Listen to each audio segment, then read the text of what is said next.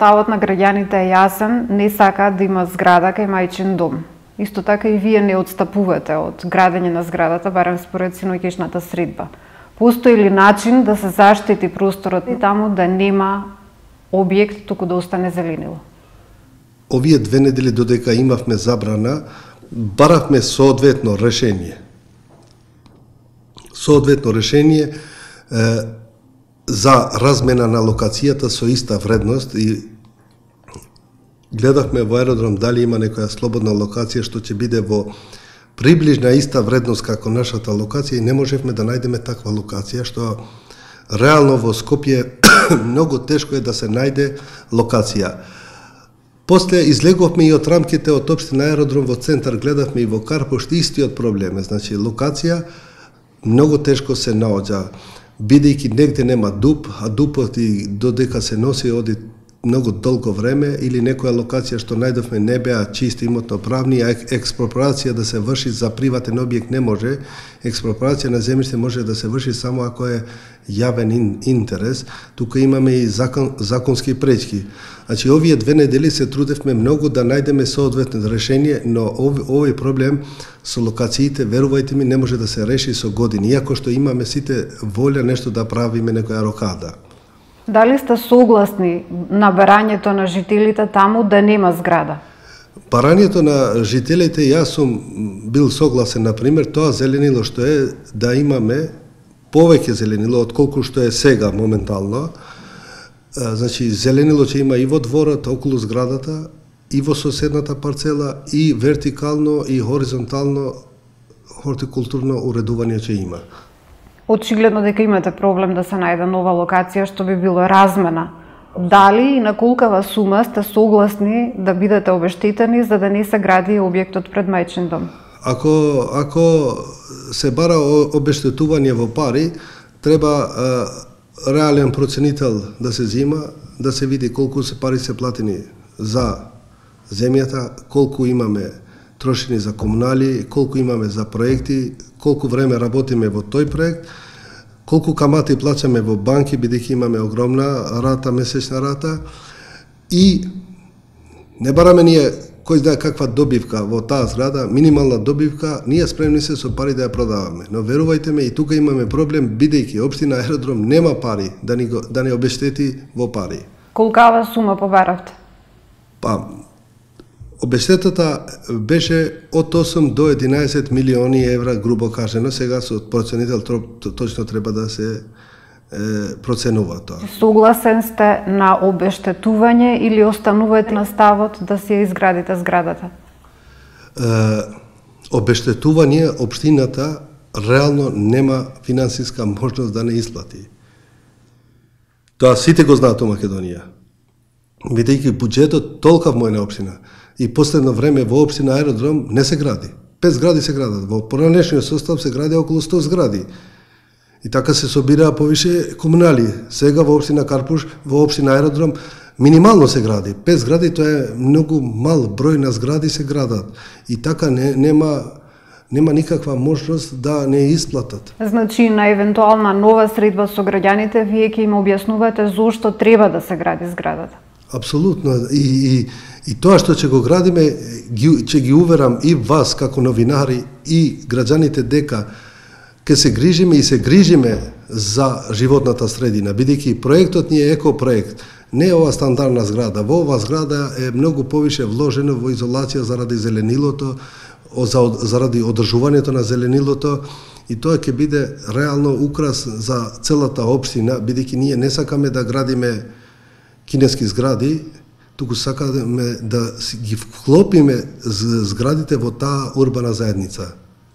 Вие свесно влеговте во овој ризик да наидете на силен отпор од жителите на Аеродром против изградбата на зградата. Зошто воопшто влеговте во таков ризик? Зошто воопшто го откупивте земјиштето свесно во соглед на претходните протести и противење на жителите против овој објект? Значи, јас сум влегол во овој проект верувајќи му на правна држава, дека тој детален урбанистички план е во сила. дека нема да имам никакви правни пречки за изградба на таа зграда. Дека во таа локација ние ни едно дрво не сме исечеле. Значи, таму немаше ни едно дрво.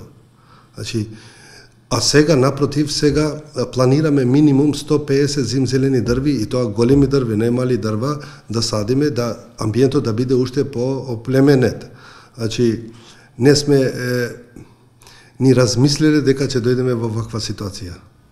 Не бевте свесни дека ќе има протести? Може би незадоволство да, ама за протести не сме мислеле дека ќе има. Бидејќи тој ДУП е донесен и знаете, ДУП-от тие што го гласаат, тие протестира, што не е вред ни таа работа. Значи, тие можеле да го стопират градбата, да не го гласат ДУП-от и нема да дојдевме ние до оваа ситуација. Ги следевте ли протестите на граѓаните во периодот додека се носеше ДУП-от, во периодот додека се поднесуваа забелешки? Бидејќи јас тогаш сум живел во Чаир и апсолутно не сум мислел дека нешто ме интересира за градба во аеродром. Ако само малку сте погледнале ќе... Да, зашто јас последните години, да кажам, телевизија не гледам, бидејќи ни немам нерви, ни време немам, бидејќи многу работиме, ако нешто гледаме во интернет портал, нешто што е така интересно за нас. Не сме биле запознати со деталите. Не ги знаевте деталите, не ја знаевте историјата на локацијата, на носењето на планот? Апсолутно, не сме биле запознати, туку сега, од кога настана проблемот, повише сме биле заинтересирани и гледаме дека имало некаква историја за тоа место. Сега граѓаните бараат од корен да се фати работата, да се преиспита начинот на кој што било приватизирано земјиштето уште 2007 година, па се до моментот до издавањето на одобрението за градење од општина Аеродром. Земјата јас сум ја купил на лицитација од соодветна банка, организирана на лицитација со 3 најголеми градежни фирми сме учествувале во таа лицитација, и ние сме ја добиле по легален пат локацијата. Колкава сума плативте само за земјиштето? Само за земјиште плативме 183 милиона денари, тоа значи 3 милиона и нешто евра. Средбата вчерашна ја најавивте само неколку часа пред да се случи, и тоа само на неколку медиуми. Зошто не ја најавивте барем еден ден пред? Не е точно неколку часа, туку сабале го најавиме во интернет портали, го имаше и во ТАјМК, што е најчитан портал. Нормално, ние сме градежна фирма, ние не сме пиар за медиуми, разбираш? Зошто не ја најавивте еден ден однапред? Па еве сега второто што ќе го имаме, ќе го најавиме еден ден, 2 дена понапред. Уште колку време ќе преговарате? Ќе преговараме, додека се најде решение, ќе преговараме. Тоа може да се издолжи во години, а не во месеци. Не може со години. Со години ние ќе банкротираме ако се ложи, разбираш. Ќе преговараме уште неколку недели, да видиме да дојдеме до соодветно решение, да бидат задоволни сите страни.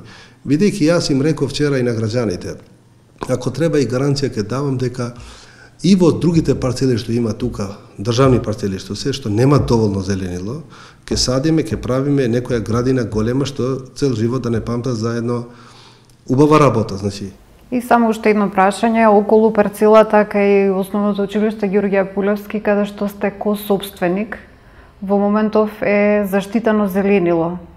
Зошто ја купивте и таа парцела? Таа парцела е купена пред 12 години, заедно со Евроактива, и тогаш имало ДУП таму. Имало предвидено хотел да се гради. И после тоа, таа маркица за хотел беше избришена. Зошто ви е земјиште на кое што не може да се гради? Тоа земјиште го продал државата, Министерство за транспорт и врски на лицитација. За таа кај Ѓорѓе Апулевски. Значи, државата треба да мисли зошто продава земјиште.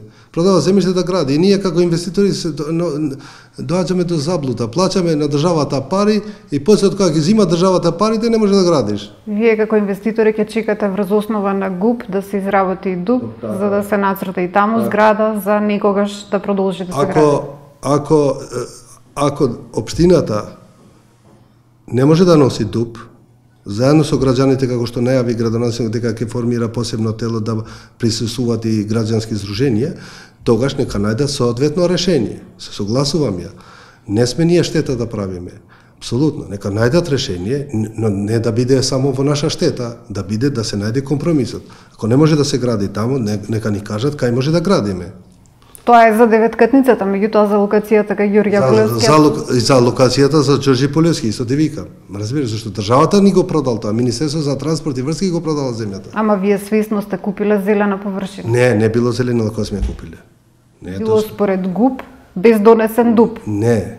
Кога е продадено земјата е продадена со маркица за хотел, имали проекти, све, но ние не стигнавме на време да го градиме хотелот и во меѓувреме се смени планот. Сега таму не планирате? Не.